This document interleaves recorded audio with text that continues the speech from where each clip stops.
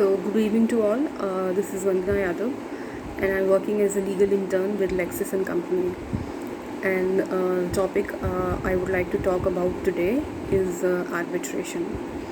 So, we'll be talking about arbitration, arbitrator, the award which is given, the powers of an arbitrator, the advantages of arbitration, the disadvantages of arbitration, the process of arbitration in India, what are the steps.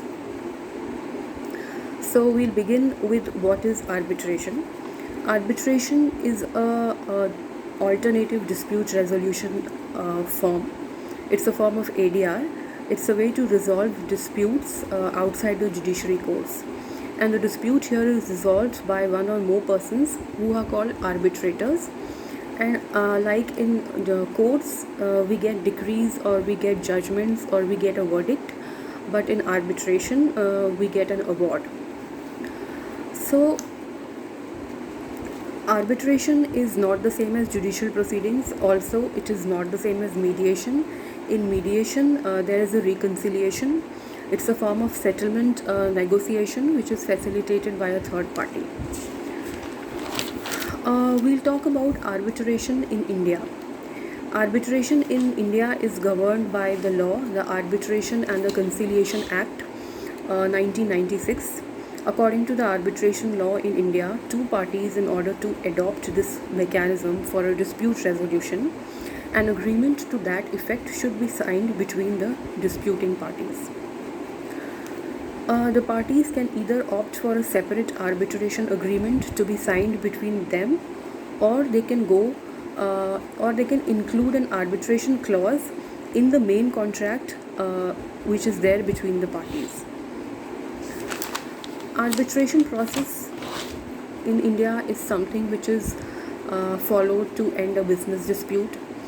Moreover, arbitration in India has to be the arbitrators, the members appointed to solve the dispute here are called arbitrators, and they cannot be in an even number. The number of arbitrators should be only in odd numbers. An arbitrator should be an unbiased, independent third party who resolves the disputes in an impartial manner.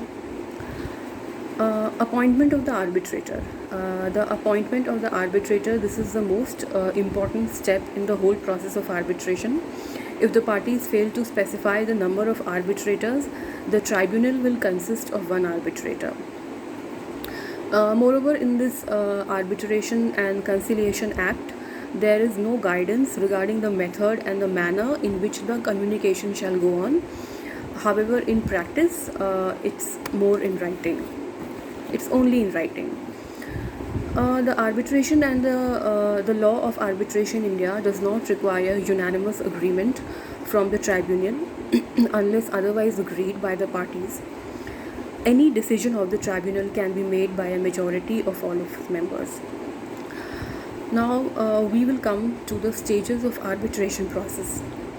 So the first stage is that the arbitration clause is prepared, leading to the arbitration notice. Then is the appointment of arbitrator, and as we just spoke about it, that this is the most important step in the whole process of arbitration. After this, there is a statement of claim. After that, there is hearing of the parties involved. Then is the giving of an award, and the last is the execution of an award. Now we will talk about the powers of an arbitrator. Arbitrator in India has the following powers. Also, I would like to tell you that arbitration process in India does not follow the procedure of the Civil Procedure Code 1908. It's entirely different from it. The arbitrator in India has the following powers. First of all, to make an award, to take assistance, to rule on its jurisdiction, to pass interim relief, to determine the procedures, to decide on the official language, to appoint an expert, to seek the court's assistance for evidence, to terminate the proceedings, and to impose interest and deposits. These are the powers which an arbitrator in India has. Now everything has its own advantages and disadvantages. Now we'll be talking about let's discuss the advantages and the disadvantages of arbitration and the advantages of arbitration over litigation and some of its disadvantages. So the first advantage which arbitration has is that the process of arbitration is faster than litigation in the courts. Then the proceedings and the award given here, they can be made confidential, unlike the verdicts which are very public. In litigation, we cannot choose a judge, whereas in arbitration, the parties are allowed to choose their own tribunal. Arbitration awards are generally easier to enforce than the verdicts of the court. Another very important advantage is that there is one point which is both an advantage as well as a disadvantage, that there are very limited avenues for appeal of an arbitral award. Now the advantage here is that it limits the duration of the dispute, but the disadvantage is that any erroneous decision cannot be overturned. Now with this we'll discuss some more disadvantages. Another is that if the arbitration is mandatory and binding, the parties waive their rights to access the courts. And unlike the court judgments, arbitration awards themselves are not directly enforceable. A party seeking to enforce an arbitration must resort to judicial remedies called an action to confirm the award. And the last question, or the last thing which we will talk about, is that is arbitration voluntary or mandatory?